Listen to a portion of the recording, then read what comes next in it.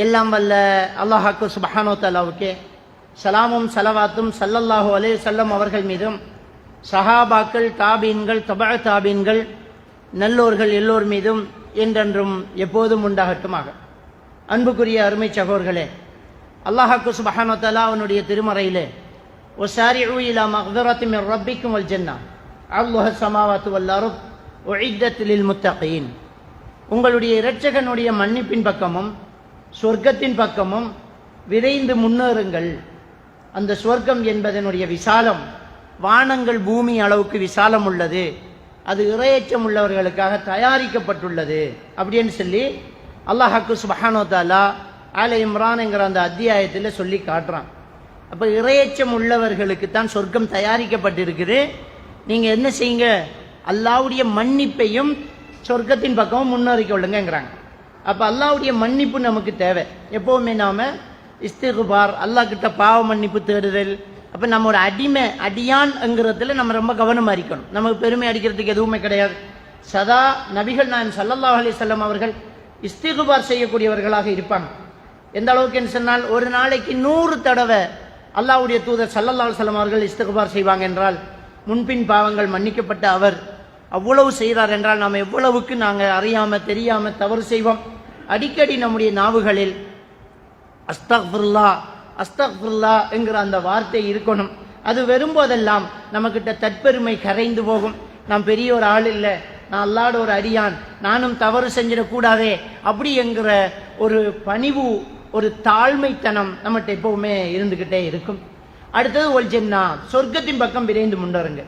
சொர்க்கத்தின் பக்கம் விரைந்து முன்னேறண்டா எவ்வளவுக்கு முடியுமோ அவ்வளவுக்கு நல்லதுகளை செய்கிறது, நல்ல அமல்களை செய்கிறது, இப்படியான காரியங்களை நாம் செய்வோம். அந்த சொர்க்கத்தினுடைய விசாலம் அல்லாஹ் ஸமாவாத்து வல் அர்த், வானங்கள் பூமி அளவுக்கு விசாலமானது, பிரம்மாண்டமான சொர்க்கம்.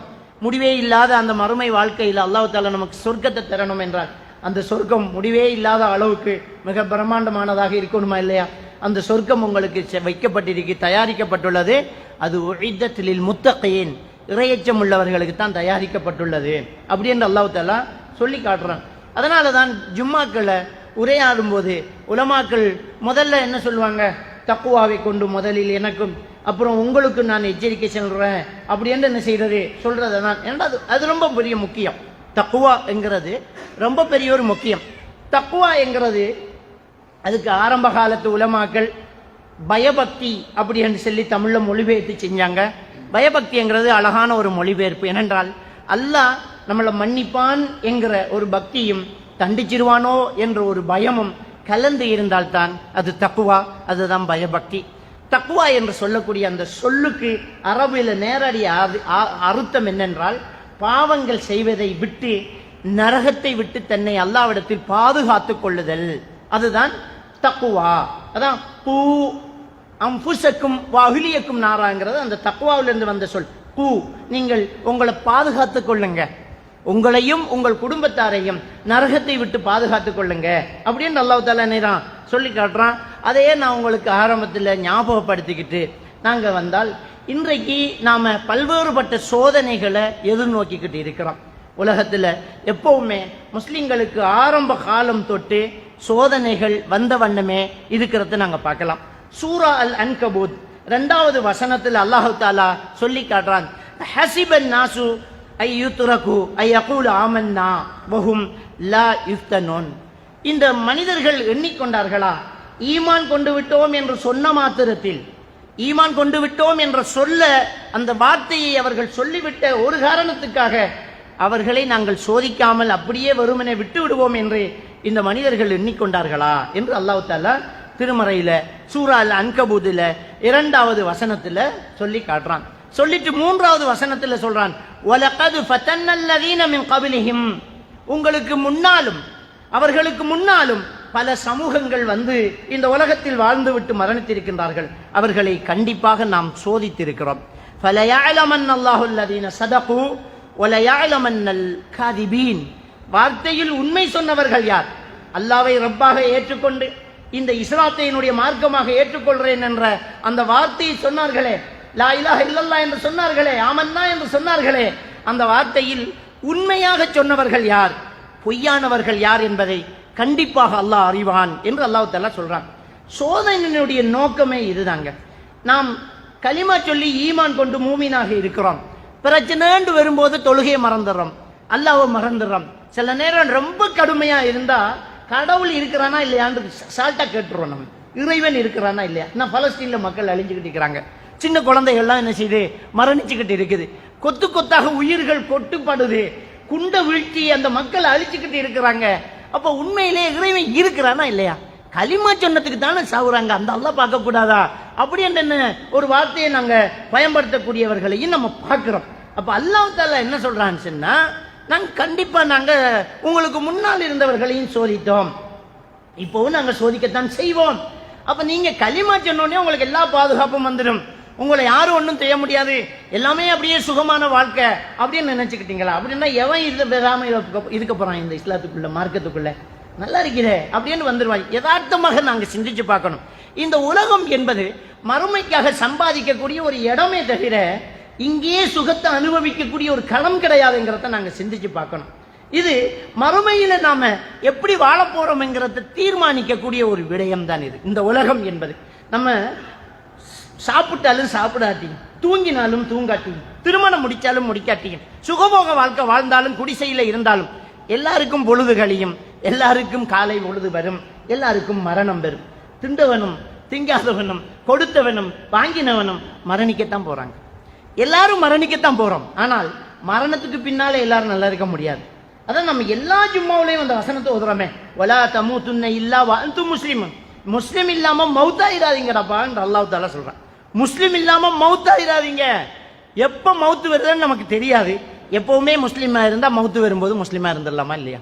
அப்ப முஸ்லீமா அல்லாஹ்வுக்கு கட்டுப்பட்டு வாழுங்க, அப்போ உங்களுக்கு சொர்க்கம் கிடைக்கும் அப்படிங்கிறத நாங்க பார்க்கலாம். அப்ப சோதனைங்கிறது கண்டிப்பா வரும். இன்னொரு வசனத்தில் அல்லாஹ் தஆலா சொல்றான், வலநபுலுவன்னக்கும், உங்களை கண்டிப்பா சோதிப்போம்ங்கிறான். உங்களை கண்டிப்பா சோதிப்போம். உங்களில் யார் தியாகி யார் பொறுமையாளி என்று பார்க்கும் வரைக்கும் உங்களை சோதிப்போம்ங்கிறான். இன்னொரு வசனத்தில் சொல்றான், வலநபுலுவன்னக்கும் பிஷைஇ மினல் ஹௌஃப் வல் ஜூஅ் வ நக்ஸி மினல் அம்வால் வல் அன்ஃபுஸி வ ஸமராத் அப்படிங்கிறான். பயத்தால் சோதிப்போம், பசியால் சோதிப்போம், விளைச்சல் சேதத்தால் சோதிப்போம், உயிர் சேதத்தால் சோதிப்போம், பொருளாதார சேதத்தால் சோதிப்போம். எல்லா வகையிலேயும் நமக்கு சோதனை வரும். எங்க பயம் நம்மளை கொன்றுவாங்களோ என்கிற ஒரு பயம், அல்லது நோய் நம்மளை சாவடிச்சிடுமோ என்ற ஒரு பயம், அல்லது இயற்கை நம்மளை அழிச்சிடுமோ அப்படிங்கிற ஒரு பயம், ஏதோ ஒரு பயம், எதிரி பற்றி பயம், இயற்கையை பற்றி பயம், இப்படி ஏதோ ஒரு பயம். பயத்தால் சோதிப்போம், பசியால் சோதிப்போம், கஷ்டம் வரும், உயிர் சேதத்தால் சோதிப்போம், பொருளாதார சேதத்தால் சோதிப்போம். இந்த சோதனைகளின் போது யாரெல்லாம் அல்லாஹ்வுடைய கலா கதிரை ஏற்று மறுமையில நமக்கு வெற்றி உண்டு என்ற நம்பிக்கையோடு வாழ்றாங்களோ, பொறுமையா இருக்கிறாங்களோ, அவங்களுக்கு நபியே சொர்க்கம் உண்டு என்ற நன்மாராயணத்தை சொல்லுங்க. ஃபபஷ்ஷிரி ஸாபிரீன், பொறுமையாளர்களுக்கு நன்மாராயணம் சொல்லுங்க. அப்படித்தான் அல்லாஹ் தஆலா திருமறையில சொல்லி காட்டுறான். அப்ப சோதனை என்பது நமக்கு எப்பவுமே வரும். அந்த சோதனைகளின் போது நாங்க கண்டிப்பாக பொறுமையை கடைபிடித்து ஆகணும். அந்த பொறுமையை எப்படி கடைபிடிக்கிறது? இன்னைக்கு சோதனை அவ்வளவுக்கு அதிகமா இருக்குதுங்க. எல்லா வகையிலேயும் நமக்கு சோதனையும் பிரச்சனையும் வந்துகிட்டு தான் இருக்குது.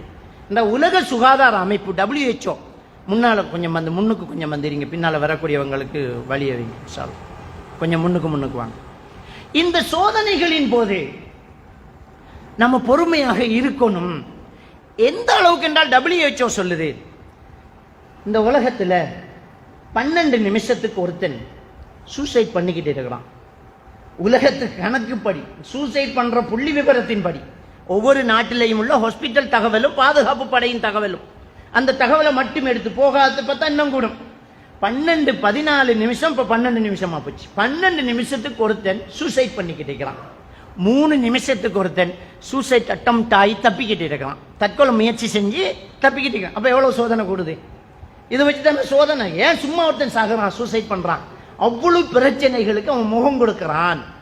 அந்த சூசைட் எங்க நடக்குது? அதிகமா எங்க நடக்குது? ரொம்ப சோமாலியா மாதிரி கஷ்டப்பட்ட நாடுகளை அப்படி நடக்குதா? சோத்துக்கு வழி இல்லாம தண்ணிக்கு வழி இல்லாம பட்டினி சாவு அதிகமா போகுதே, அந்த நாடுகளை நடக்குதான்னு கேட்டா இல்ல, அங்க இல்லைங்க. அதை எப்படி கண்டுபிடிக்கிறாங்கன்னா, ஸ்லீப்பிங் டேப்லெட் எங்க அதிகமா சேல் ஆகுதுன்னு பாக்குறாங்க. உலகத்திலேயே தூக்க மாத்திரைகள் அதிகமாக விற்கக்கூடிய நாடு ஒன்று அமெரிக்கா, இன்னொன்று UK. இங்கதான் என்ன செய்யுது? இந்த யூகேல யுஎஸ்ஏல என்ன செய்யுது, ஸ்லீப்பிங் டேப்லெட் அதிகமாகுது. அந்த நாட்டுக்கு விசா கிடைக்காதா, எத்தனை கோடி வேணும்னா தரோன்னு கேட்கறாங்க இங்க இருக்கிறவங்க. அந்த நாட்டுக்கு போனா போதும் பொழைச்சிக்கலாம் அப்படின்னு சொல்ற அளவுக்கு நல்ல வளர்ந்த நாட்டுல ஸ்லீப்பிங் டேப்லெட் அதிகமா போறாங்க என்றால் நிம்மதியை இழந்துகிட்டு இருக்கிறாங்க. அப்ப இந்த நிம்மதி இல்லாத ஒரு கஷ்டமான ஒரு வாழ்க்கைய இன்னைக்கு உலகம் சந்திச்சுக்கிட்டு இருக்குது. அப்ப அதுவும் ஒரு வகையான சோதனைகள் தான். முஸ்லிம்கள் இன்றைக்கு உலகத்தில் எங்க இருந்தாலும் எதிர்நோக்கிக்கிட்டு இருக்கிறாங்களே, அதுவும் ஒரு சோதனை தான். முஸ்லிம் என்கிற ஒரே ஒரு காரணத்தினால விரட்டி விரட்டி அடிக்கிறாங்க, கொல்றாங்க, அதுவும் ஒரு சோதனைகள் தான். இந்த சோதனைகளை நாம எப்படி முகம் கொடுக்கிறது? அந்த சோதனைகள் வந்தோடனே கடவுள் இல்லைன்னு முடிவெடுத்துக்கிறதா? அந்த சோதனை வந்தோடனே தொழுகையை விட்டுக்கிறதா? இல்ல, சோதனை வந்தபோது ஈமான் இன்னும் அதிகரிக்க வேண்டும். அல்லாஹ் இருக்கிறான் என்ற நம்பிக்கை இன்னும் அதிகரிக்க வேண்டும். அல்லாஹ் ஏன் சோதிக்கிறான்? அல்லாஹ் ஏன் சோதிக்கிறான்? சூரா அல் அன்கபூத்தினுடைய அந்த 3வது வசனத்தில் அல்லாஹ் தஆலா என்ன சொல்றான்? ஃபலயஅலமன் அல்லாஹு அல்லதீன ஸதகு. ஈமான் கொண்டோம் என்று சொன்னதில் உண்மையானவர்கள் யார் என்பதை அல்லாஹ் அறிய போறான். பொய் சொன்னவங்க யாருங்கிறத அல்லாஹ் அறிய போறான். அப்ப உண்மை பொய் எப்படி தெரியும்? ஒரு தூண் இருக்குதுங்க, இந்த தூண் ஸ்ட்ராங்கா இருக்கிறதா இல்லைன்னா ஆட்டி அசைச்சு பார்த்தா தானே தெரியும். அசைச்சு பார்க்கணும். நான் அல்லாஹ்வை நம்புறேன் அப்படிங்கிறவனுக்கு ஒரு கஷ்டம் பெறும்போது தான் அல்லாஹ்வை இப்ப நம்புறையான்னு தெரியும். பிரச்சனைன்னு வரும்போது அல்லாஹ்வை நம்புறானா அப்படிங்கிறது என்ன செய்ய போகுது? அப்ப வழங்க போகுது. அப்ப இவ்வளவு கஷ்டம் வந்தாலும் நான் வட்டி எடுக்க மாட்டேன், வட்டிக்கு நான் போக மாட்டேன், பினான்சில நான் கை வைக்க மாட்டேன் அப்படி என்று உறுதியா இருக்கிறான்னா என்ன செய்த? ஊர்ல இல்லாததா? அப்படி பார்க்க போனா எப்படி தொழில் செய்யறது, ஒரு ஃபேக்டரி எப்படி நடத்துறது, 4 லொரி எடுக்கணுமே, அதுக்கு எங்க காசு இருக்கிறது, பினான்ஸுக்கு எடுக்கிறான். அப்ப லொரி இல்லாட்டி செத்து போய் தருவியா நீ? அதை சொல்றாங்க, அது நிர்பந்தம் இருக்கிற. நிர்பந்தம் என்னது? நிர்பந்தங்கிற ஒரு விஷயத்தை எடுத்துக்கிறாங்க. என்ன? உசுர் போற அளவுக்கு நிர்பந்தமான ஒரு நிலையில் ஹராத்து தின்றலாம். அதாவது இனி வாழ முடியாது, சாக போறோம் அப்படிங்கிறது. பக்கத்துல நமக்கு ஹராமாக்கப்பட்ட ஒரு இறைச்சி தான் இருக்குதுன்னா தின்னுட்டு போகலாம் அப்படின்னு ஃபிக்ஹ்ல ஒரு சட்டம் இருக்குது. அது எப்போ வருது? சாக போறேன்னு வரும்போது. அதுவும் என்ன இருக்கணும்? பக்கத்துல இலை கொலையும் இல்லாட்டி, சாக போறோம் திங்கிறதுக்கு ஒரு இலையாவது இல்லை, வேற வழி இல்லைன்னா உசுரை பிடிச்சுக்கிறதுக்காக திங்கலாம் அப்படின்னு ஃபிக்ஹுடைய அறிஞர்கள் எழுதிய வச்சுட்ட லொரி எடுத்து நீ ஒரு ஃபேக்டரி நடத்தாடி செத்துடுவியா நீ? அது மேல அதிகமா ஏன் ரோட்டில் கச்சா கொட்டை வியாபாரம், கடலை கொட்டை வியாபாரம் பண்றவன் வாழலையா? பிளாட்ஃபார்ம்ல வியாபாரம் பண்றவன் பிழைக்கலையா? கரவாழை இழுத்துக்கிட்டு மனுஷன் வாழலையா? இப்ப நம்மளா ஒரு பிளான் பண்றோம், பிளான் பண்ணி போட்டு வட்டிக்குள்ள கை வைக்கிறோம். இப்ப அல்லாஹ் சோதிச்சுட்டான். இப்ப என்ன செய்யறான்? நாம சொன்ன கலிமா என்ன? லா இலாஹ இல்லல்லாஹ் அப்படின்னு நம்ம சொல்லிட்டு முஹம்மது ரசூலுல்லாஹ் அல்லாஹ்வுடைய தூதர் தான் நமக்கு ரசூல் என்று சொல்லிட்டு பிரச்சனைன்னு வந்த உடனே அல்லாஹ் சொன்னதும் ஏறாது, ரசூலுல்லாஹ் சொன்னதும் ஏறாது, விட்டுட்டேன். ஊர்ல என்ன நடக்குது தான் செய்யப்போம். இந்த பிரச்சனையை எப்படி முடிக்கலாம், அதுக்கு என்னென்ன செய்யலாமோ அதை செஞ்சுட்டு போறோமே தவிர மார்க்கம் என்ன சொல்லுது, இஸ்லாம் என்ன சொல்லுது அப்படின்னு சொல்ல மாட்டோம். அப்ப அல்லாஹ் சோதிப்பான், கஷ்டத்தை கொடுப்பான். ஹதீதுகள் கேட்கும்போது நமக்கு ரொம்ப விருப்பமான பயான் என்ன தெரியுமா? சஹாபாக்களை தியாக வரலாறு சொல்லுங்களேன். அப்படித்தான் தலைப்பு கொடுக்கும்போது என்ன சொல்ல தெரியுமா? சஹாபாக்களின் தியாகத்தை பற்றி பேசுங்க. அப்ப கேட்டுக்கிட்டு இருந்து அழுது கண்ணீர் வடிச்சிட்டு நம்ம எழும்பிக்கிட்டு போறோம். அந்த அந்த சம்பவத்தை சொல்லும் போது நமக்கு அழுக வருது. நம்ம என்ன சொல்றோம்? என்ன ஈமான், என்ன ஈமான். சோதனை வரும்போது அவங்கள்ட்ட வந்தா அது ஈமான், சோதனை வரும்போது நமக்கிட்ட அது ஈமான் இல்லாம போகுதே. நம்ம அதுக்கு என்ன செய்யுது? நாங்களும் சஹாபாக்களும் உண்டாங்கிறோம். அல்லாஹ் என்ன சொல்றான்? நீங்க பட்ட, உங்கள் முன்னால் உள்ளவர்கள் பட்ட கஷ்டங்கள் படாமல் லேசா சொர்க்கம் நுழைஞ்சலாம் நீங்க நினைச்சிட்டீங்களாங்கிறான் அல்லாஹ். இப்ப நபிகள் நாயகம் ஸல்லல்லாஹு அலைஹி வஸல்லம் அவர்கள் காலத்துல ஹப்பாப் இப்னு அரத் ரலியல்லாஹு தஆலா அவர்கள் நபி அவர்களை சந்திக்க வராங்க. அவர் எப்படிப்பட்டவர்? ஹப்பாப் இப்னு அரத் ரலியல்லாஹு தஆலா அவர்கள் இஸ்லாத்தை தழுவும் போது அவர் கொல்லம் வேலை செய்தவர். இரும்ப உருக்கி கத்தி செய்யக்கூடிய வாள் செய்யக்கூடிய தொழில் செய்தவர் தான் ஹப்பாப் இப்னு அரத் ரலியல்லாஹு தஆலா. மக்காவிலேயே அவர் செய்த கத்தியை தான் யுத்தத்துக்கு வேண்டிக்குவாங்க. எதிரிகளுடைய பலமே ஹப்பாபினுடைய தயாரிப்பா தான் இருந்துச்சு. அவர் இஸ்லாத்தை தழுவினா ரொம்ப பயந்துட்டாங்க, இது அங்கால போக போகுது. அவர் சித்திரவதை செஞ்சாங்க. எப்படி சித்திரவதை செஞ்சாங்க? அவருடைய கொல்லன் வேலை செய்யக்கூடிய அந்த நெருப்பு சுவாலையை உயர்த்தி அதுல தலகுலா கட்டி தொங்க விட்டு இந்த மார்க்கத்தை விட்டுட்டு வர்றையா பழைய மார்க்கத்துக்கு அப்படின்னு சித்திரவதை செய்தாங்க. அவ்வளவுக்கு அவர் நொந்து போனார்கள். ஒரு முறை உமர் ரலியல்லாஹு தஆலா அவர்களுடைய ஆட்சி காலம், அவரும் ஒரு சில சஹாபாக்களும் பின்னால் வந்த தாபீன்களும் அப்படியே உட்கார்றாங்க. நபியை காணாம இருந்தவங்க அவங்களுக்கு இந்த கடந்த காலங்கள் 10 வருஷத்துக்கு முன்னாடி நடந்தது அவங்களுக்கு புது விஷயம்தான். ஏன்னா அவங்க சஹாபா ரசூலுல்லாவை காணல, நபி ஒன்று இருந்தாங்களா, நம்ம பிறக்கிறதுக்கு முன்னே மரணிச்சுட்டாங்களாம், அந்த காலத்துல இப்படியெல்லாம் கஷ்டப்பட்டாங்களான்னு அவங்க பேசிக்கிறாங்க. அப்ப சஹாபாக்கு நம்மளும் தான் ஒன்று கூடிய ஒரு இடத்துல நம்ம போட்டோம்னா, இந்த பள்ளியை நம்ம உருவாக்குறதுக்கு அந்த நேரம்ல எப்படியெல்லாம் அலைஞ்சோம், எவ்வளவெல்லாம் நம்ம போராடினோம், கோர்ட்டுக்கு போனோம், போலீஸுக்கு போனோம், ஊர்ல பிரச்சனை வந்துச்சு, அடிச்சானுங்க, வாளால வெட்டினாங்க, இன்னார் மௌத்தானாங்க, இவ்வளவு பிரச்சனை நடந்துச்சு என்று இப்பவும் கூட்டிகிட்டு தான் கழிச்சுக்கிட்டு தானே இருக்கிறோம். அப்ப அந்த சஹாபாக்கள் பேசிக்கிறாங்க. அங்க பேசிக்கிட்டு இருக்கும்போது ஹப்பாப் இப்னு அரத் ரலியல்லாஹு தஆலா அவர்கள் எதையோ பேசுறதுக்கு எழும்புறாங்க. எழும்பின உடனே உமர் ரலியல்லாஹு தஆலா அவர்கள் அவர் ஆற தழுவி அப்படியே கட்டி பிடிச்சுக்கிட்டாங்க. கட்டி பிடிச்சிட்டு அழுகுறாங்க. பிறகு வந்தவங்களுக்கு ஏன் அதுக்குன்னு ஒண்ணுமே விளங்கல. உமர் ரலியல்லாஹு தஆலா அவர்கள் அழுது திரும்பி அந்த மக்களை பார்த்து சொன்னார்கள், இவர் என்னங்க சொல்றது, நீங்க பார்க்கத்தான் போறீங்க அப்படின்னு அவர் மேல போத்திருந்த போர்வையை துண்டி இழுத்துட்டாங்க. அவர் போர்வையை இழுத்து விட்டோம்னா வேட்டியும் மேல போர்வையும், அந்த போர்வையை கலட்டி தோல் தீக்காயங்களால் எலும்போடு ஒட்டி போயிருக்கிற பத்தின பழைய காயத்தை மக்கள் எல்லாம் இப்ப பாக்குறாங்க. அவர் ஹப்பாப் இப்னு அரத் ரலியல்லாஹு தஆலா அவர்கள் அந்த போர்வையை எடுத்து போத்திக்கிட்டு, இதை சொல்ல நான் எழும்பல, நான் சொல்ல வந்தது முஸ்அப் இப்னு அத்தர் என்கிறது ரொம்ப விலை கூடின அத்தர். இன்றைக்கு உலகத்தில் இன்னைக்கும் பல லட்சம் ரியாலுக்கு அவுன்ஸ் கணக்கில் அத்தர் இருக்குது. அரபியர்கள் பெரிய வசதியான அந்த அத்தர் வண்டிக்குவாங்க. நம்ம கூட அவ்வளவுக்கு விலை கூடின மனங்கள் பெர்ஃபியங்கள் இன்றைக்கு இருக்குதா இல்லையா?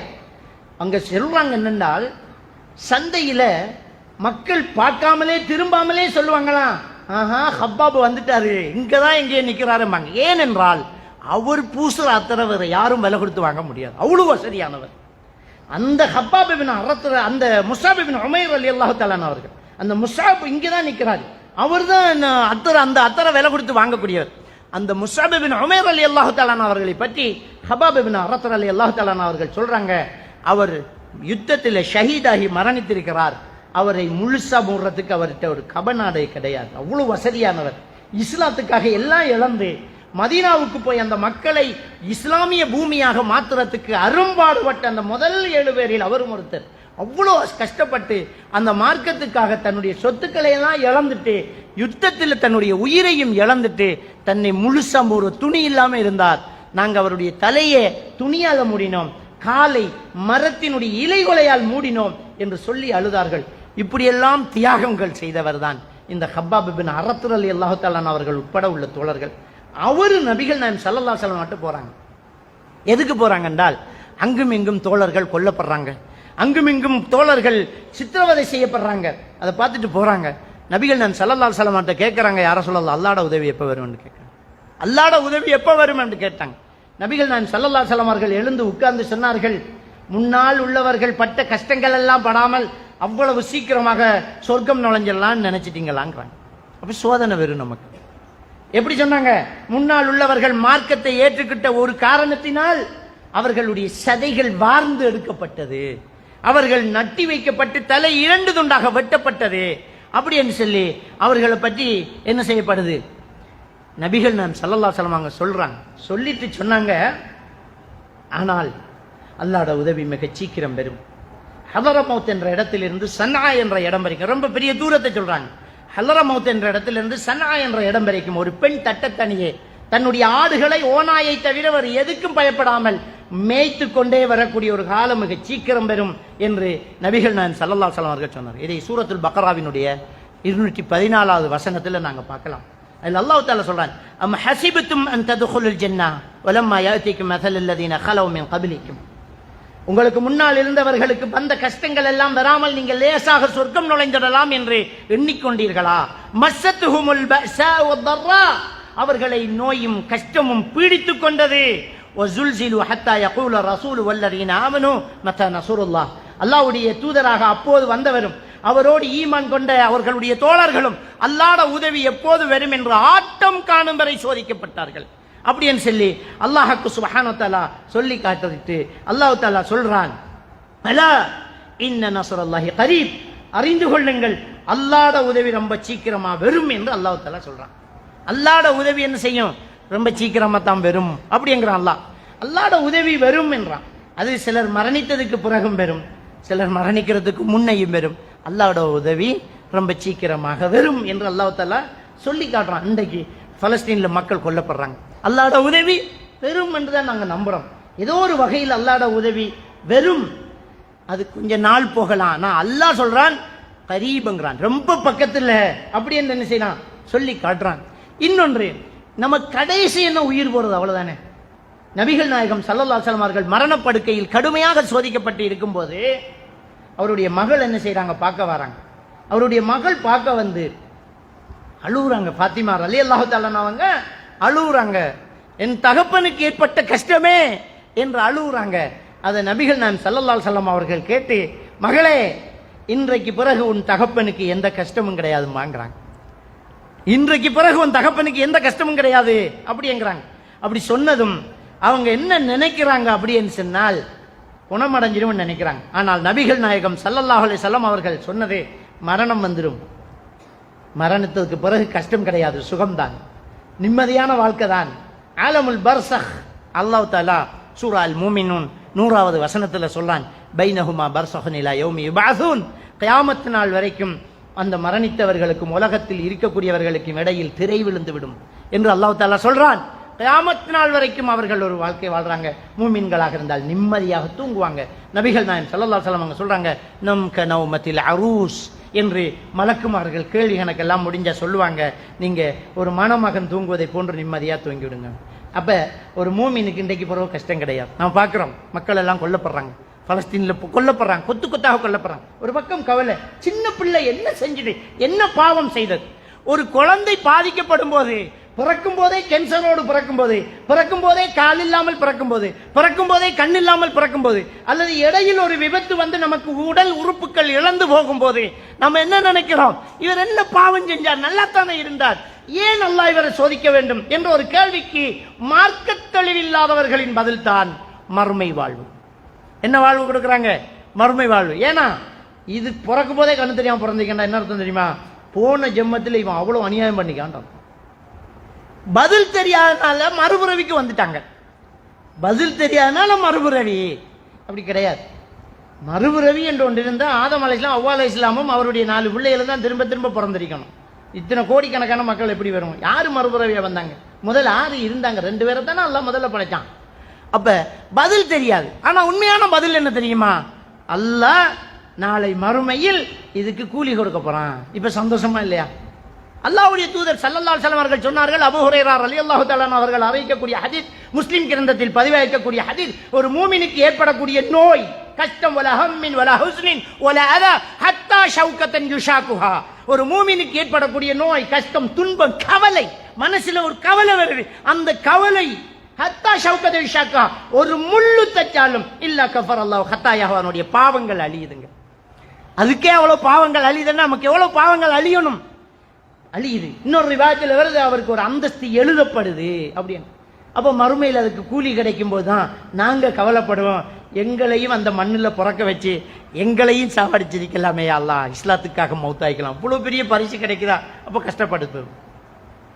ஒரு கம்பெனியில் வேலையிடும், ஓவர் டைம் கிடைச்சி செஞ்சவனுக்கு சம்பளம் கூட வரும்போது தான் நம்ம கவலைக்கு, ஆஹா நாமளும் ஓவர் டைம் செஞ்சுக்கலாமே, ரொம்ப வெட்டி பேச்சு பேசிட்டு இருந்துட்டோமே, நாமும் அழகா ஓவர் டைம் செஞ்சிருக்கலாமே. ஒரே ஜப்பு தான், டிகிரி எடுத்தவனுக்கு சம்பளம் கூட, மற்றவனுக்கு சம்பளம் குறைய, நாமளும் கொஞ்சம் படிச்சு டிகிரி எடுத்துக்கு வந்திருக்கலாமே, அப்பதான் கவலைப்படுவோம். அப்ப இந்த உலகத்துல கஷ்டப்படும் போது அந்த கஷ்டத்துக்கு கூலி இருக்கென்று நினைத்து பாருங்கள், மனசுக்குள்ள ஒரு நிம்மதி வரும்.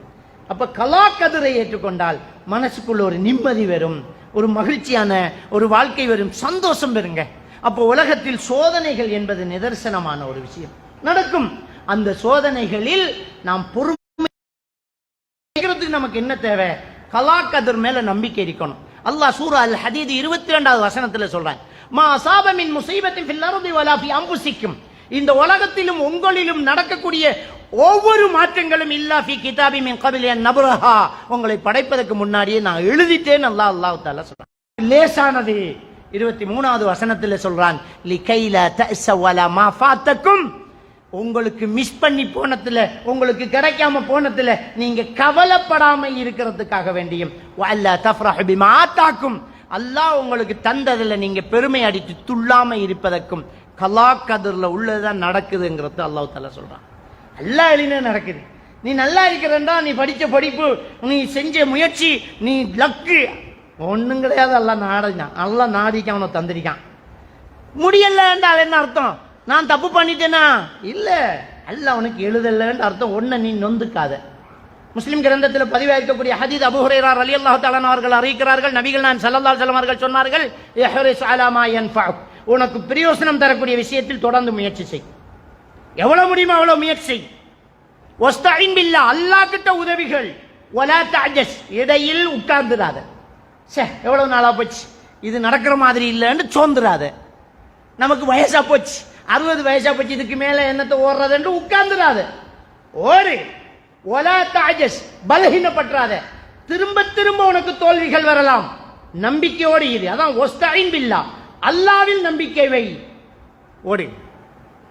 சொல்லிட்டு நபிகள் நான் ஸல்லல்லாஹு அலைஹி வஸல்லம் அவர்கள் சொன்னார்கள், வலா தகுல் லவ் ஃபஅல்து கதா வ கதா லகான கதா வ கதா. ஒன்று மட்டும் சொல்லாதே, நான் அப்படி செஞ்சிருந்தால் இப்படி நடந்திருக்கும், இப்படி செஞ்சிருந்தால் அப்படி நடந்திருக்கும் மட்டும் சொல்லாத. இதான் நமக்கு இருக்கிற தவறு. முயற்சி செய்கிறது, கவுண்டுட்டா பழிய வேற ஒன்றில் போட்டுறது. எதுல போடுறது?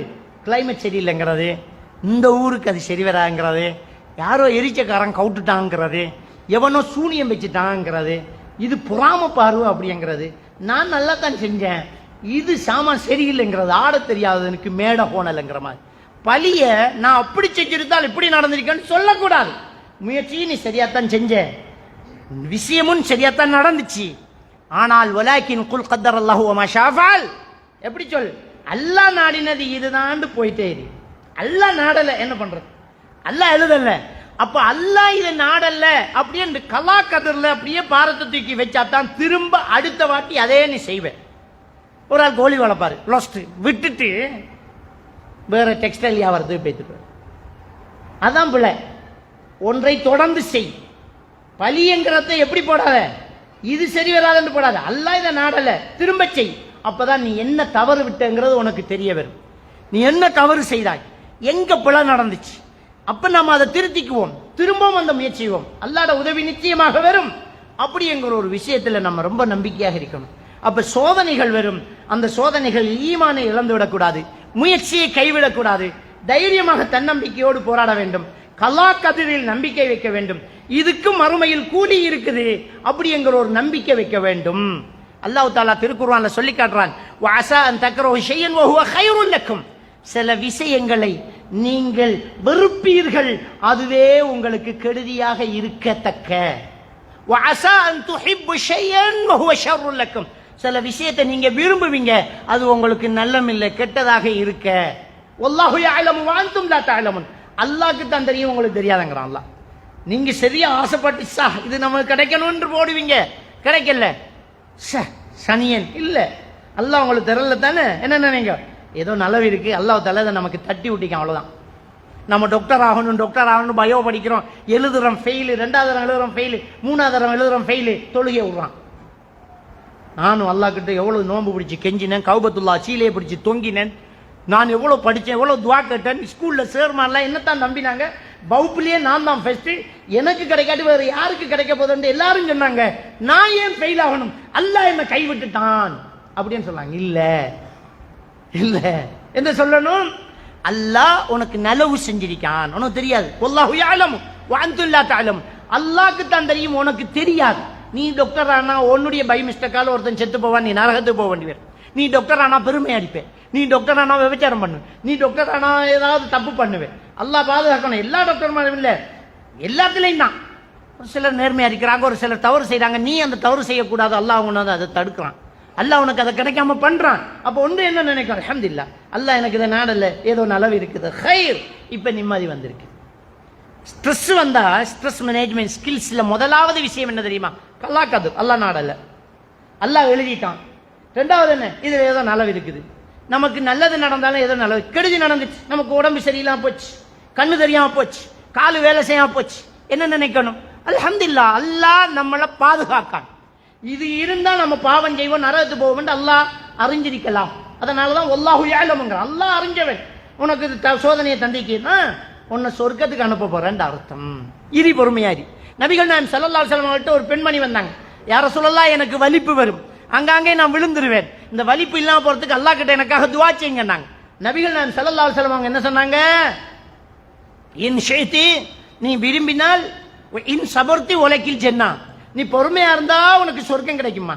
இந்த நோயோட பொறுமையா வாழ்ந்துட்டேன்னா உனக்கு சொர்க்கம் கிடைக்கும்.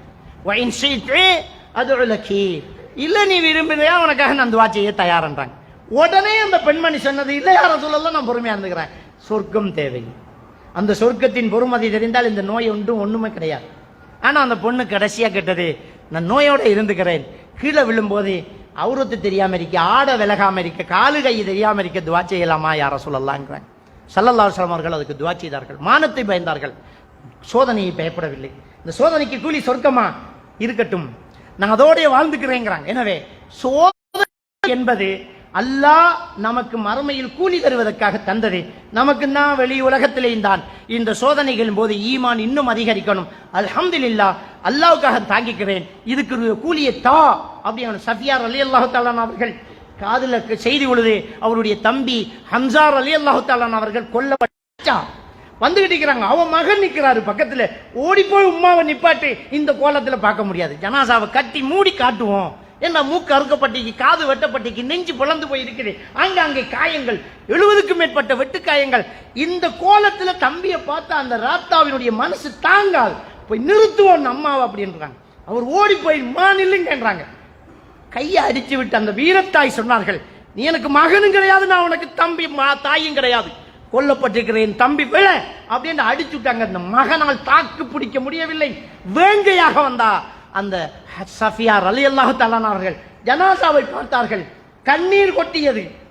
ஆனால் ஒரு கவிதையாக ஒரு வார்த்தை சொன்னார்கள், யா அல்லாஹ், என் தம்பி எதற்காக இந்த களம் வந்தான் என்பது உனக்கு தெரியும், அதற்கான கூலியை கொடு நாயனே என்று பாடலாக பாடினார்கள் சஃபியா ரலியல்லாஹு தஆலா. அதுதான் சோதனையின் போது ஒரு மூமினின் தன் பண்பு.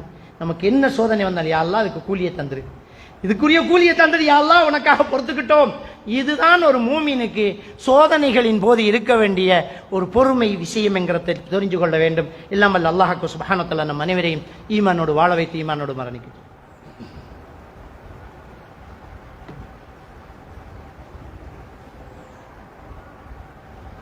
அல்ஹம்துலில்லாஹ் அல்ஹம்துலில்லாஹி நஹ்மதுஹு வ நஸ்தஈனுஹு வ நஸ்தக்ஃபிருஹு வ நஊது பில்லாஹி மின் ஷுரூரி அன்ஃபுஸினா வ மின் ஸய்யிஆத்தி அமாலினா. من يهده الله فلا مضل له ومن يضلله فلا هادي له واشهد ان لا اله الا الله وحده لا شريك له واشهد ان محمدا عبده ورسوله. அன்புக்குரிய அருமை சகோதரர்களே, திருமிதி கிரந்தத்திலே பதிவாக இருக்கக்கூடிய ஒரு ஹதீஸ், நபிகள் நாயகம் ஸல்லல்லாஹு அலைஹி வஸல்லம் அவர்கள் ஒரு 7 வயது மதிக்கத்தக்க அனஸ் ரலியல்லாஹு தஆலா அவர்களிடத்தில் ஒரு உரையாடல் செய்கிறார்கள். ஒரு சின்ன குழந்தைக்கு ஒரு உபதேசம் பண்றாங்க. அந்த ஹதீஸை பார்க்கும்போது இன்றைக்குள்ள பலஸ்தீனிய சிறுவர்களுக்கு ஸல்லல்லாஹு அலைஹி வஸல்லம் அவர்கள் சொல்லிக் கொடுத்ததை போன்று இருக்கிறது. அந்த குழந்தையை பார்த்து நபிகள் நாயகம் ஸல்லல்லாஹு அலைஹி வஸல்லம் அவர்கள் சொன்னார்கள், மகனே,